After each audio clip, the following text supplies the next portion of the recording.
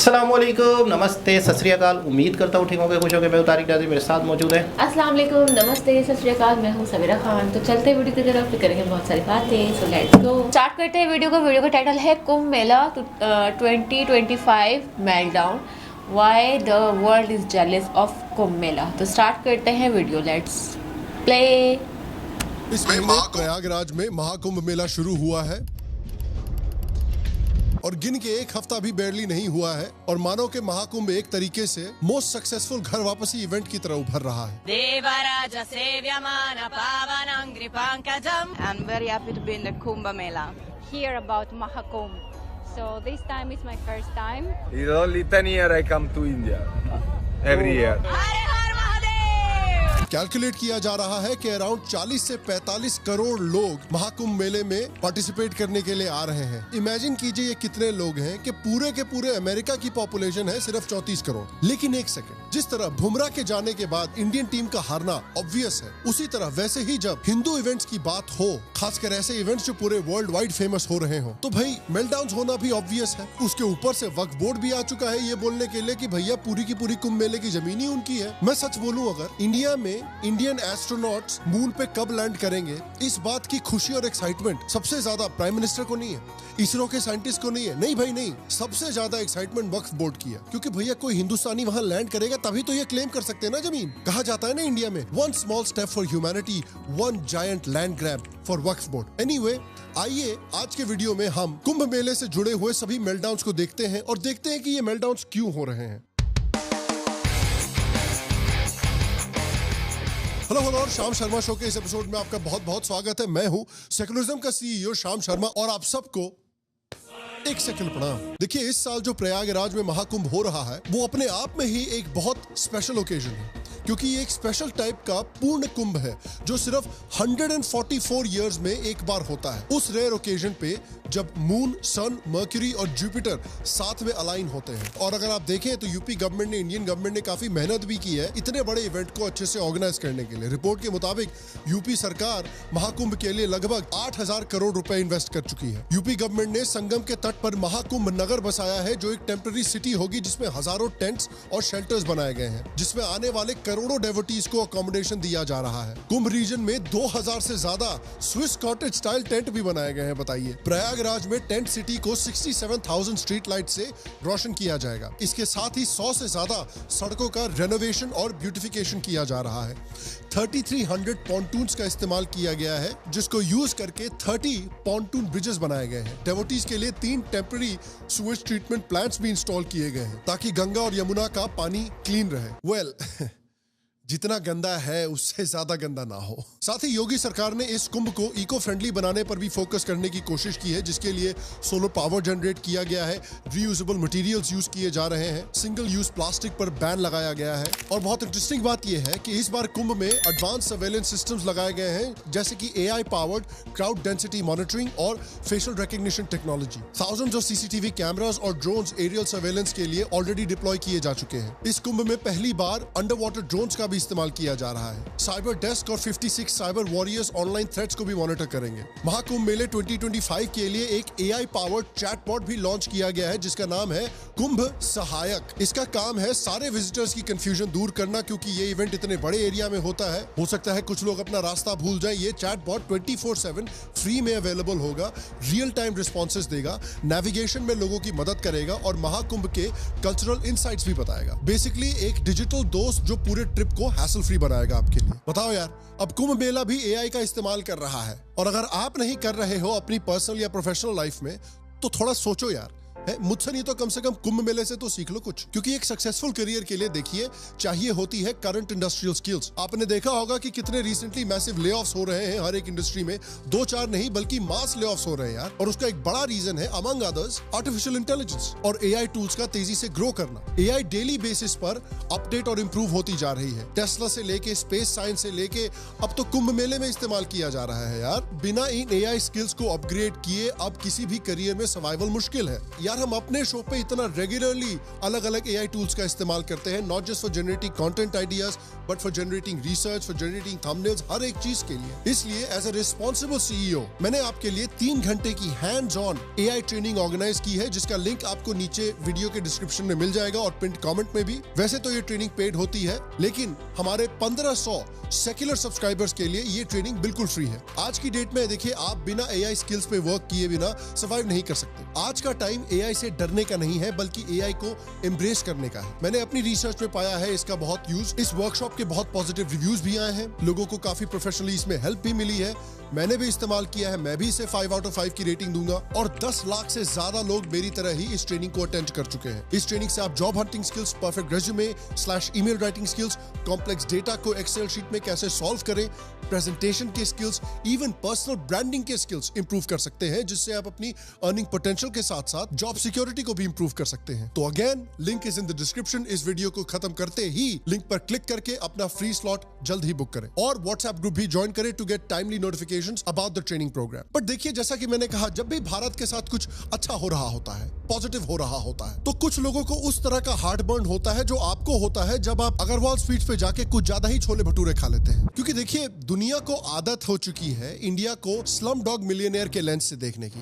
मतलब हर जगह गरीबी है, हर जगह गंदगी है, मिट्टी और गोबर में खेलते हुए बच्चे हैं। लोगों को बस यही इमेज चाहिए इंडिया की। वो मुन्ना भाई MBBS का सीन याद है ना आपको, जब वो टूरिस्ट आता है इंडिया में देखने के लिए और सर्किट उसको बोलता है, चल मैं तेरे को ताजमहल दिखा के लाता हूं, तो वो बोलता है कि नहीं नहीं, I want to see real India, poor people, hungry people. पूरी दुनिया इंडिया को वैसा ही गरीब देखना चाहती है। लेकिन असल में प्रॉब्लम ये है कि भाई, कुंभ मेला जो है वो इंडिया एक्चुअली अच्छे से ऑर्गेनाइज कर रही है। ये इंडिया के लिए एक प्राइड की बात है। एक so called third world country दुनिया के सबसे बड़ी रिलीजियस इवेंट को प्रॉपर्ली ऑर्गेनाइज कर रही है, वो भी कटिंग एज टेक्नोलॉजी का इस्तेमाल करके। इससे भारत का इन्फ्लुएंस भी बढ़ता है, हिंदुत्व पूरे दुनिया में शोकेस भी हो रहा है। अब इससे कुछ लोगों को पेट में दर्द तो होगा ही। तो साला होना ही था। अब फॉरेन मीडिया आउटलेट्स बेचारे पूरी मेहनत में लगे हुए हैं कि इस ग्रैंड कुंभ को किस तरह से डिमीन किया जाए। BBC कह रही है कि महाकुंभ मेला में कुछ रिलीजियस नहीं है, बस लोग नदी में नहाने के लिए आए हैं और नंगे साधु यहाँ वहाँ भटक रहे हैं बस। हाँ भाई, वहाँ उनके देश में हर एक शहर में पाकिस्तानी हरम बने पड़े हैं, लेकिन भाई वो तो कवर नहीं करना, इनको यहाँ पे झूठ फैलाना है। ये गीता पांडे नाम की एक जर्नलिस्ट ने लिखा है, जो अतीक अहमद को इन द पास्ट डिफेंड कर चुकी हैं, लव जिहाद को डिस्क्रेडिट करने की बहुत कोशिश कर चुकी हैं। उसके बाद ब्लूमबर्ग सामने आता है। ये तो भैया कुंभ मेले को हिंदू नेशनलिस्ट प्रोपेगेंडा बोल रहे हैं। कह रहे हैं कि कुंभ मेले के थ्रू मोदी सरकार अपनी पॉलिटिकल एजेंडा पुश करना चाहते हैं। वाह, मोदी के पैदा होने के हजारों साल पहले से ये कुंभ मेला चलता हुआ आ रहा है, लेकिन मोदी ने इसको क्रिएट किया है हिंदू नेशनलिस्ट प्रोपेगेंडा बढ़ाने के लिए। ये तो वही बात हुई कि लोग मुझे ब्लेम कर रहे हैं कैथोलिक चर्च में PDF फाइल्स और बच्चों की मोलेस्टेशन के लिए। अरे भैया, ये सब तो मेरे पैदा होने के सैकड़ों साल पहले से चल रहा था यार, मेरी इसमें क्या गलती है? मैंने क्या किया इसमें? सेम चीज देवदत्त पटनायक भी छाप रहे हैं कि ये हिंदू नेशनलिस्ट प्रोपेगेंडा को बढ़ाने की कोशिश है। सेल्फ प्रोक्लेम्ड एक्टिविस्ट भी आ गए हैं कुंभ मेला पर फेक न्यूज फैलाने के लिए। नाज़नीन अख्तर जैसे सोशल एक्टिविस्ट हैं, वो कह रहे हैं कि भैया यहाँ पे तो स्टैम्पीड हो सकता है, कुंभ के हॉस्पिटल में आग लग रही है, बट फैक्ट चेक करके बताया गया है कि ऐसा कुछ भी नहीं हो रहा है। कुछ लोग कह रहे हैं कि कुंभ मेला का इंडिया से कुछ लेना देना ही नहीं है, ये तो ब्रिटिशर्स ने क्रिएट किया था। अबे कमाल है यार, एक तरफ बोलते हो कि ये हिंदू नेशनलिस्ट प्रोपेगेंडा है, दूसरी तरफ बोलते हो कि अंग्रेजों ने क्रिएट किया। एक काम करो, पहले बात कर लो, जहां यूरोप में बैठे हुए ना, पहले वहां फोन करके एक दूसरे से बात कर लो कि भाई स्टोरी क्या है। एक बार स्टोरी डिसाइड कर लो, उसके बाद आके पब्लिश करो कि कम से कम प्रोपेगेंडा तो अलाइन हो यार एक दूसरे के साथ में। फिर उसके बाद जो बहुत डेवलपमेंट माइंडेड लोग हैं कि भाई हम तो बस इंडिया में डेवलपमेंट चाहते हैं, बैकवर्ड चीजें हम नहीं चाहते, हम चाहते हैं कि देश सेक्युलर बने और डेवलप करे थोड़ा सा, व्हाट आई मीन। उस तरह के लोग कि भाई निकाह हलाला में कोई प्रॉब्लम नहीं है, लेकिन हिंदू अंधविश्वास नहीं होना चाहिए। ट्रिपल तलाक में कोई प्रॉब्लम नहीं है, लेकिन हिंदू अंधविश्वास नहीं होना चाहिए। हालेलुया बोलने लगी में कोई प्रॉब्लम नहीं है, लेकिन हिंदू अंधविश्वास नहीं होना चाहिए। इस तरह के एक भाई साहब आते हैं और कहते हैं कि देखिए, चाइना में इस समय पर इतनी डेवलपमेंट हो रही है, जबकि इंडिया क्या कर रहा है, कुंभ मेला ऑर्गेनाइज कर रहा है। अच्छा, तो मैं इन्हीं भाई साहब से पूछना चाहता हूँ कि आप चाहते हैं कि हम चाइना का एग्जांपल फॉलो करें, यानी ये सारी चीजें करें? वेरी बैड यार, आपसे इस तरह का इस्लामोफोबिया एक्सपेक्टेड नहीं था। अब मीडिया और एक्टिविस्ट लगे हुए तो ऑपोजिशन कैसे पीछे रह सकती है? अखिलेश यादव भी निकल के महाकुंभ में कमियां ढूंढ रहे हैं, ट्वीट पे ले जा रहे हैं। और आयरनी देखिए कि ये भाई साहब नुक्स निकाल रहे हैं कुंभ मेले में, और जब इनका टेन्योर था, जब इनको कुंभ मेला ऑर्गेनाइज करना था, तो स्टैम्पीड और खराब मैनेजमेंट के कारण 42 हिंदू डिवोटीज मारे गए थे। और अखिलेश यादव ने कुंभ कमेटी का, जो हिंदुइज्म का एक इतना पावन इवेंट है, उसका चेयरमैन आजम खान को बना के रखा हुआ था, जिन्होंने क्या क्या कारनामे किए हैं कुंभ मेले के ऑर्गेनाइजेशन में, ये भी जरा देख लेते हैं। सीएजी के रिपोर्ट के अकॉर्डिंग अखिलेश गवर्नमेंट ने अप्रोक्सीमेटली सिर्फ 60% वर्क ही कंप्लीट किया था कुंभ मेले की ऑर्गेनाइजेशन के लिए। कुंभ मेले की ऑर्गेनाइजेशन के लिए 111 रोड प्रोजेक्ट सैंक्शन हुए थे, जिसमें से 65 रोड्स को कुंभ एंड होने के बाद तक भी नहीं कंप्लीट किया गया था। 4 प्रोजेक्ट जो 26 करोड़ के थे, उनको तो शुरू भी नहीं किया गया था। सेंटर का एलोकेशन था ऑलमोस्ट 1200 करोड़ कुंभ के लिए, जिसमें से सिर्फ 1000 करोड़ यूज हुआ था। ऑलमोस्ट 200 करोड़ बचा ही रह गया था। कहां गया ये सारा पैसा भैया? अब इसका जवाब तो उतना ही मिस्टीरियस है कि विवेक ओबेरॉय रातों रात सलमान खान से भी ज्यादा रिच कैसे बन गए। ट्रैक्टर का काम बस मोटरसाइकिल के नंबर्स पर बिल किया गया था। 30 वर्कर्स को एक ही समय पे 2 जगह काम दिखाया गया था और उनको डबल पेमेंट मिली थी। सिर्फ 5 ड्राइवर्स अपॉइंट किए गए थे 12 करोड़ भक्तों की सेफ्टी के लिए। इमेजिन कीजिए कितनी लापरवाही है ये। और इतनी प्रॉब्लम्स होने के बाद आजम खान ने प्रेशर में रिजाइन करना चाहा, तो अखिलेश यादव ने इनको रिजाइन भी नहीं करने दिया। मानो कि अखिलेश यादव शाहरुख खान स्टाइल में आजम खान से कह रहे हैं कि अरे बड़े बड़े कुंभ में छोटी छोटी मौतें होती ही रहती हैं एज ए मोरिटा। उधर ममता दीदी का भी मेल्टडाउन हो रहा है कुंभ मेले पर। Chandrashekhar Azad freedom of speech का फुल फायदा उठाते हुए कुंभ मेले को मॉक कर रहे हैं कि जो लोग पाप करते हैं वही लोग कुंभ मेले को अटेंड करते हैं। लगता है आजाद साहब को ये नहीं पता कि 1954 में नेहरू जी खुद कुंभ मेले में आए थे शाही स्नान करने के लिए। और कमाल की बात तो ये है कि ये जय भीम जय मीम सपोर्टर इंसान है। इनको लगता है कि गंगा नहाने से पाप नहीं धुलता, लेकिन हलाला करने से बेगम पवित्र हो जाती है। कमाल का साइंस है। और देखिए उसके बाद आता है वक्फ बोर्ड। देखिए एक बार तो तुषार कपूर की सोलो मूवी हिट हो सकती है, लेकिन कहीं पर जमीन हो और वक्फ बोर्ड उस पर क्लेम न डाले, ये तो इम्पॉसिबल है ना। मौलाना शहाबुद्दीन रिजवी ने क्लेम किया है कि कुंभ की जमीन एक्चुअली वक्फ बोर्ड की है। कि जो जमीन है, जिस जमीन पर, जमीन के बहुत सारे हिस्से पर जो शामियाने तंबू वगैरह लगाए गए हैं, इंतजाम किए गए हैं, मेला लग रहा है, ये वक्फ की जमीन है। बताइए, यहाँ भी आ गए ये लोग। इस पे यूपी गवर्नमेंट ने रिस्पॉन्ड भी किया है। वाड्रा जी भी इस समय पे सोच रहे होंगे कि यार ये बहुत ज्यादा हो रहा है वक्फ बोर्ड का, साला हमसे भी पहले पहुंच जाता है ये लोग हर जगह। और वो भी अलग बात है कि जैसा मैंने पहले कहा था कि कुंभ मेला इस्लाम की एग्जिस्टेंस से भी हजारों साल पुराना है। मोहनजोदारो के कॉइन्स पर नागा साधुस को भगवान शिव के पशुपतिनाथ वाले रूप में वर्शिप करते हुए दिखाया गया है। प्राचीन चाइनीज एक्सप्लोरर्स जैसे फाहियान और हुएनसियांग जब भारत आए थे, उन्होंने भी प्रयागराज में कुंभ का उल्लेख किया था, जिसमें यह बताया गया था कि उनके समय से भी हजारों साल पहले से ये कुंभ मेला चलता हुआ आ रहा है। कुंभ का मेंशन भारत के ऋग्वेद और प्राचीन शिलालेख में भी मिलता है, जो कि और गहरे इतिहास को दर्शाता है। और देखिए वक्फ बोर्ड की बात हो चुकी है, तो एक और ऐसे इंसान की बात करनी जरूरी है जो हर एक पॉलिटिशियन के मुंह पे रहता है, और वो है अडानी, जिनका नाम राहुल गांधी वैसे ही लेते रहते हैं जैसे डर फिल्म में शाहरुख खान जूही चावला का नाम लेते रहते थे। किरण अदानी जी, अदानी जी, अदानी जी, अदानी जी, अदानी जी, अदानी जी, अदानी। पानी पानी पानी। 2025 के महाकुंभ मेले में अडानी ग्रुप ने महाकुंभ मेले के दौरान प्रमुख सेवा प्रकल्पों की घोषणा की है। यही नहीं, ये कुछ रिलीजियस टैक्स भी भक्तों को कुंभ के दौरान प्रेजेंट्स के रूप में देंगे। Now, days ahead of the inauguration of Mahakumbh in Uttar Pradesh's Prayagraj, the Adani Group's spiritual side and its Seva Hi Sadhana Hai pledge is drawing everyone's attention. Adani Group Chairman Gautam Adani met the trustees and officials of the iconic Geeta Press and vowed to present Aarti Sangrah to 1 crore devotees. Adani group ने महाप्रसाद सेवा को ISKCON के साथ organise किया है और महाकुंभ में लॉन्च किया है, जिसके तहत हजारों लोगों को कुंभ मेले के दौरान मील्स प्रोवाइड किए जाएंगे। ये सेवा 13 जनवरी से 26 फरवरी 2025 तक चलेगी और इसको भी लेकर कई पॉलिटिशियंस के मेल्टडाउन हुए हैं। और देखिए यहाँ पर खत्म नहीं होंगे मेल्टडाउन, अभी तो कुंभ मेला बहुत समय तक चलेगा, अभी तो और नए नए मेल्टडाउन शुरू होंगे, अभी तो 10 दिन तक नहीं हुए हैं यार। आगे और तरह के मेल्टडाउन आने वाले हैं कि किस तरह से कुंभ मेले को डिमीन किया जाए, कि भाई लड़कियों को छेड़ा जा रहा है, रिवर पोल्यूशन हो रहा है। ये तो कुछ मीडिया आउटलेट्स ने बोलना भी शुरू कर दिया है। आगे कुछ लोग बोलेंगे कि भाई शेड्यूल कास्ट को एंट्री नहीं दी जा रही है, मुसलमानों को एंट्री नहीं दी जा रही है, ब्राह्मणों ने कुंभ को हाईजैक कर लिया है। 2012 के महाकुंभ में ये बोल भी चुके हैं लोग। बहुत सारे मीडिया ऑर्गेनाइजेशंस हैं जो ऑलरेडी हिंट दे रहे हैं कि भाई स्टैम्पीड का पोटेंशियल है, यहाँ पर स्टैम्पीड हो सकता है, स्टैम्पीड हो सकता है। इट्स ऑलमोस्ट लाइक कि ये होप कर रहे हैं कि इसमें एक स्टैम्पीड हो जाए ताकि इसका नाम खराब कर सके, या फिर हो सकता है कि कुछ लोग प्लान कर रहे हैं कि यहाँ पर एक कुछ भी करके एक स्टैम्पीड करवा दें ताकि इसको ग्लोबल न्यूज बना दिया जाए और इंडिया का नाम खराब कर दिया जाए। इसलिए the Indian government and the UP government needs to be extra careful.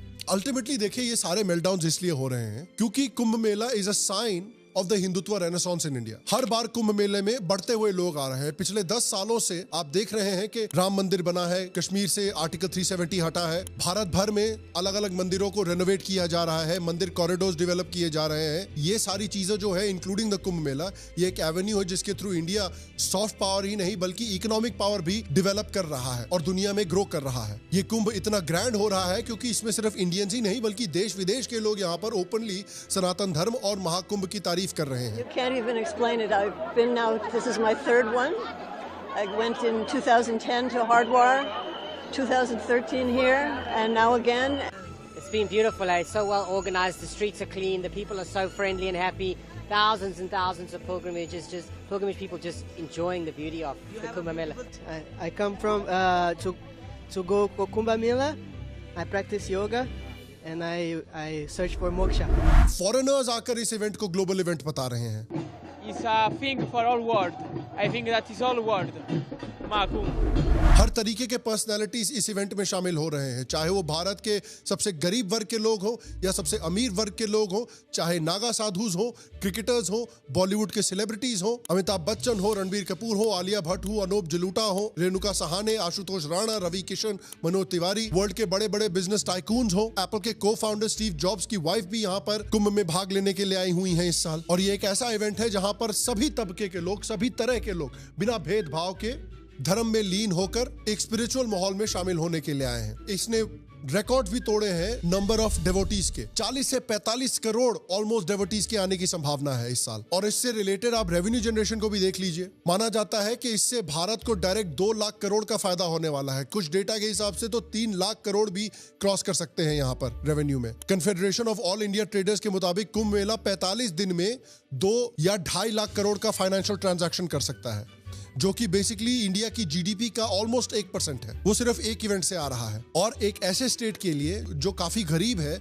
और जो काफी मेहनत कर रहा है ग्रो करने के लिए, इंफ्रास्ट्रक्चर डेवलपमेंट के लिए, providing last mile delivery of welfare, ये जो रेवेन्यू उनके कॉफर्स में आएगा, ये ऑब्वियसली बहुत अच्छी चीज है उत्तर प्रदेश जैसे स्टेट के लिए। और योगा के बाद आप देखिए कुंभ भी एक कल्चरल एक्सपोर्ट बन सकता है, जहां इंडिया अपनी स्पिरिचुअलिटी को एक प्रीमियम ब्रांड की तरह प्रेजेंट करने की कोशिश कर रहा है। जितने फॉरेनर्स यहाँ पर आएंगे उतने फॉरेनर्स बाहर देखेंगे कि ये इतना बड़ा इवेंट क्या हो रहा है धार्मिक, जिसमें पूरी दुनिया से लोग जा रहे हैं यार। They'll become more and more interested in these things, क्योंकि इस समय पर आप देखिए more and more foreigners जो हैं वो नॉन क्रिश्चियन आइडियोलॉजीज में इंटरेस्ट ले रहे हैं। More and more foreigners are practicing yoga, meditation every single year, और वो ऐसे ट्रेडिशंस की खोज कर रहे हैं जो उनको greater level of spiritual freedom और greater level of spiritual involvement offer करते हैं दैन क्रिश्चियनिटी, जो काफी पाबंदियां लगाता है स्पिरिचुअलिटी पर। रिसेंट ईयर्स में जैसा कि मैंने कहा टेंपल हेरिटेज को भी रिवाइव करने की बहुत कोशिश की गई है, चाहे राम मंदिर कॉरिडोर हो, वाराणसी कॉरिडोर हो, केदारनाथ कॉरिडोर हो, उज्जैन कॉरिडोर हो। इससे इंफ्रास्ट्रक्चर डेवलपमेंट होता है, इकोनॉमिक डेवलपमेंट होता है, रेवेन्यू इंक्रीज होता है इन एरियाज का, और भारत का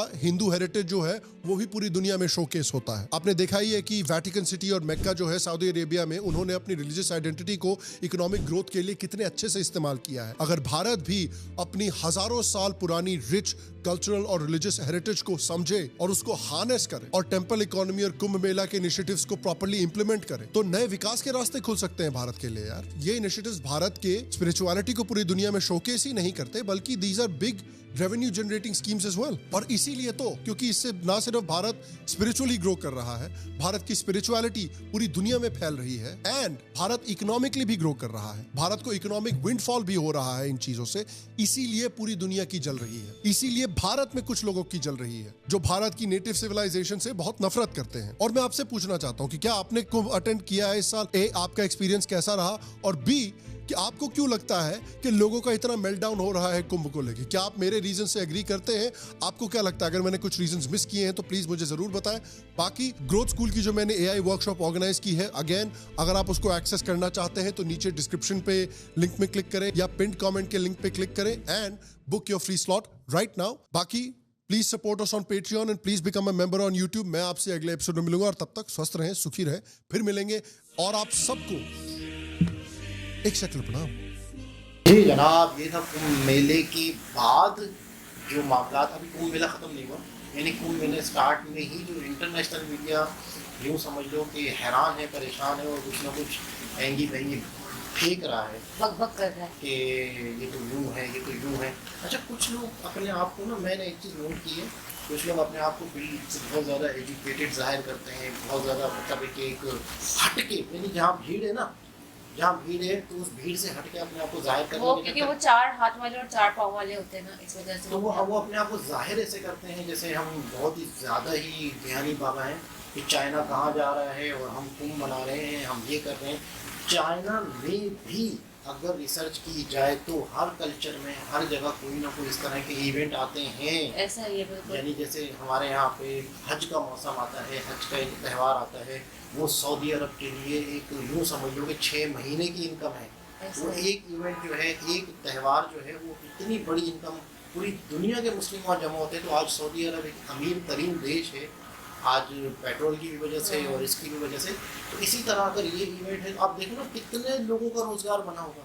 तो इस पे वो कह रहे हैं कि दुनिया कहाँ से कहाँ पहुँच गई है और हम कुंभ मना रहे हैं, कुंभ का मेला। जलने वाले जलते रहेंगे, आपने जो करना है करो, दुनिया जलने के लिए भरी पड़ी है। तो आपके बोलने से या फिर रोकने टोकने से किसी को कोई फर्क नहीं पड़ रहा। अपोजिट पार्टियां जो है वो भी अच्छा, वो तो इंतजार में होंगे कि कोई पॉइंट मिले ताकि हम मिले। लेकिन अभी तक यूँ समझ लें कि मैं वाकई इंसानी अकल हैरान है। करोड़ों लोगों को मैनेज करना एक छोटा सा काम होता है। छोटी सी एक शादी होती है, शादी में कितने 200, 250, 500 लोग आए होते हैं। घर के अंदर ही कोई इवेंट होता है छोटा सा, डेट फिक्स रख लो यार, उसमें इतनी पंचायतें होती हैं, लोग नाराज, इतनी पंचायत, इतना गड़बड़।